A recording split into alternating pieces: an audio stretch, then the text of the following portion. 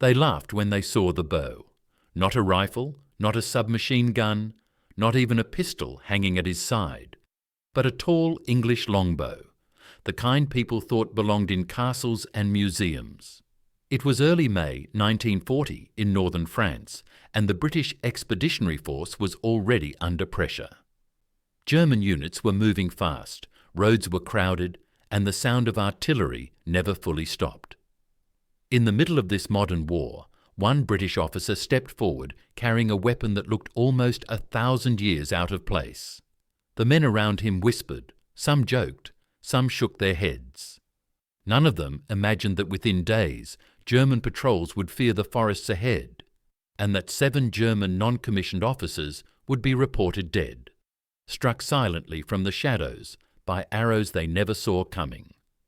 His name was John Malcolm Thorpe Fleming Churchill, known to everyone as Jack Churchill. Years later he would be remembered as Mad Jack, but in 1940 he was simply Captain Churchill of the Manchester Regiment. He was tall, calm, and oddly cheerful for a man walking into chaos. He believed something deeply and without apology. He believed that a British officer who went into battle without his sword was improperly dressed. And he believed that the longbow, if used by a skilled hand, was still a deadly weapon. These beliefs would soon collide with the most advanced army in Europe. To understand why this story matters, you have to understand the moment. On 10th of May 1940, at dawn, German forces launched their invasion of Western Europe. Belgium, the Netherlands and France were hit at the same time. Armoured columns pushed through roads that many believed were impassable. The British Expeditionary Force, positioned in northern France and Belgium, suddenly found itself outmanoeuvred. Units were ordered to move, then halt, then move again. Communication was confused. German reconnaissance units were everywhere, probing, cutting roads, and isolating pockets of Allied troops. Jack Churchill was no stranger to danger. Born on 16 September 1906 in Colombo, Ceylon, he had grown up in a military family. His father was an officer and discipline was part of daily life, but Jack was different. He loved adventure more than routine. Before the war, he had travelled widely, worked odd jobs, played the bagpipes, and competed in archery tournaments. He was not pretending to be skilled with a bow. He was genuinely good. He practiced constantly and treated the weapon with respect. When war came, he brought that skill with him. By the spring of 1940, Churchill was serving as a platoon commander attached to the British forces moving through France. The official records describe confusion and retreat, but they do not fully capture what it felt like on the ground. Villages were abandoned. Roads were filled with refugees. Bridges were blown up behind retreating units. German aircraft appeared overhead without warning, and in the woods, German infantry patrols moved quietly, looking for weak points. It was during this period, near the village of L'Épinette, close to the River Lys in northern France, that Churchill would make history. The date was around 27th of May 1940. British units were falling back toward Dunkirk. Small actions and rearguard fights were constant. German patrols, often led by experienced non-commissioned officers, pushed forward to harass and gather information. These were dangerous men, trained and alert, usually armed with MP-40 submachine guns or Kar 98K rifles. Churchill was operating with a small group of soldiers, tasked with delaying German movement through wooded areas and along narrow roads. Ammunition was limited. Heavy weapons were scarce. Silence mattered. Firing a rifle could bring an entire German platoon down on their position. This was where Churchill's thinking changed the game. He had brought his longbow with him across the channel, not as a joke, not as a symbol, but as a weapon. Also carried steel-tipped arrows designed for penetration. The bow was powerful, and in trained hands, it was accurate at ranges where the enemy did not expect danger. Most important of all, it was silent. According to accounts from his unit and later regimental histories, Churchill took up a concealed position overlooking a likely German approach route. He watched and waited. German patrols often moved in small groups, usually with a sergeant or senior corporal in front. These men made decisions, signalled movements, and kept the patrol together. Removing them could cause confusion and hesitation. The first confirmed kill came when Churchill spotted a German soldier moving ahead of the main group. He judged the distance, drew the bow, and released. The arrow struck the man in the chest. He fell without a sound. The rest of the patrol froze. They heard nothing. They saw no muzzle flash. For a moment, they did not even understand what had happened. By the time they reacted, the British soldiers had already withdrawn. This was not a single lucky shot. Over the next 3 days, in the same general area during the withdrawal toward Dunkirk, multiple German patrol leaders were reported killed in similar circumstances. Post-action reports and later interviews credit Churchill with killing several German soldiers using his bow, including a number of non-commissioned officers. Some accounts state 7 German sergeants were killed during this short period. While exact numbers are difficult to confirm in the chaos of retreat, there is no doubt that Churchill used his bow effectively and repeatedly. The effect was more than physical. It was psychological.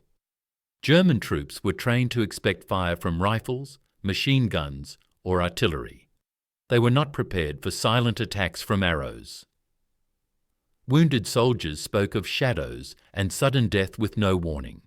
Patrols became more cautious. They slowed down. They waited for support. That hesitation bought time for British units to move. Churchill did not act recklessly. He understood terrain, cover, and timing. He used the bow only when conditions were right. If discovery was likely, he switched to conventional weapons. He carried a service pistol and was perfectly capable of using it. But whenever silence mattered, the bow came out. By day, the German advance continued. By night, small British groups slipped away. Dunkirk was becoming the focal point. Tens of thousands of Allied troops were trying to reach the beaches. Every delay mattered. Every hour counted. Actions like Churchill's did not stop the German army, but they disrupted it. And disruption was sometimes enough. What makes this story so remarkable is not just the weapon, but the mindset. In 1940, warfare was changing fast. Tanks, aircraft, radios, and motorized infantry were reshaping battlefields. Yet here was an officer who looked backward to move forward. He did not reject modern weapons. He simply added something unexpected, and that unexpected element worked. After the fighting near Lepinette, Churchill and his men continued their withdrawal. They eventually reached the Dunkirk perimeter. The evacuation was already underway. The beaches were under constant air attack. Ships came and went under fire. Churchill made it back to Britain, bringing his bow and his sword with him. News of his action spread quietly at first. Among soldiers, the story grew. The officer who killed Germans with a bow. The man who carried a sword into battle. Some laughed. Some admired him. But no one doubted his courage. This was not the end of Churchill's war. In fact, it was just the beginning. He would go on to fight in Norway, Italy, and Yugoslavia. He would lead commando raids, be captured by the Germans, escape from prison camps, and continue fighting until the end of the war. But the foundation of his legend was laid in those tense days in France, when retreat and defeat seemed unavoidable, and one man refused to fight in the expected way. It is important to understand that Churchill did not see himself as a hero or a symbol. He saw himself as an officer doing his job. He believed morale mattered. He believed surprise mattered. And he believed that fear could be turned back on the enemy. The German army valued discipline and predictability. Orders were followed. Procedures were drilled. When something broke that pattern, it created uncertainty. A silent kill in the woods did exactly that. It raised questions. It made men hesitate. And in war, hesitation can be deadly. The longbow itself deserves attention. This was not a decorative item. English longbows were historically capable of powerful shots, especially in trained hands. Churchill practiced regularly, even during the war. He knew the limits of his weapon. He knew when not to use it. That discipline separated him from a reckless eccentric. Some officers questioned his behaviour. Carrying unconventional weapons drew attention, but his superiors could not argue with results. His unit held positions longer than expected. They withdrew in good order. They avoided unnecessary firefights.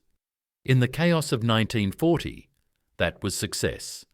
After the war, when Churchill was asked about his use of the bow, he was matter-of-fact. He did not exaggerate. He did not seek praise. He simply stated that it was effective. That calm confidence is part of why his story still resonates. Today, when people hear the phrase medieval weapon, they often think of something useless against modern firepower. Churchill's actions challenge that assumption. Technology matters, but thinking matters more.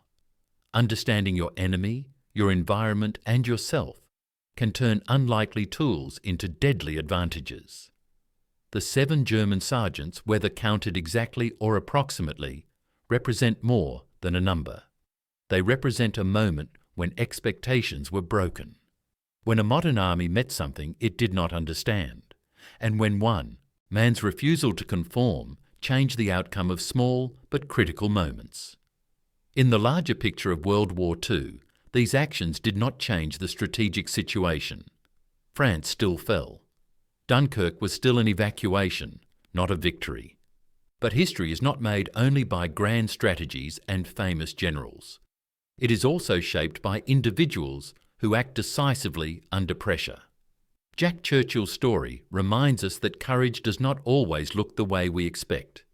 Sometimes it looks like a man standing quietly in the woods, drawing a bow, trusting his skill, and stepping into danger with calm purpose. Long after the war, Churchill lived a full life. He served in the British Army until 1959. He took up surfing, learned new skills, and never lost his love of adventure. He died in 1996 at the age of 89. By then, his legend was secure. But the real power of this story is not in the legend. It is in the lesson. War is unpredictable. Innovation does not always mean new machines. Sometimes it means seeing old tools with fresh eyes. And sometimes, when everyone else is retreating, one quiet action in the shadows can echo far beyond the battlefield. They mocked his medieval bow. They laughed at the sword on his belt. They thought he was out of place in a modern war, until they realized that the rules had changed and that death could come without sound, without warning, and without mercy. And by then it was already too late. If you want more content like this, subscribe now and comment below. If you want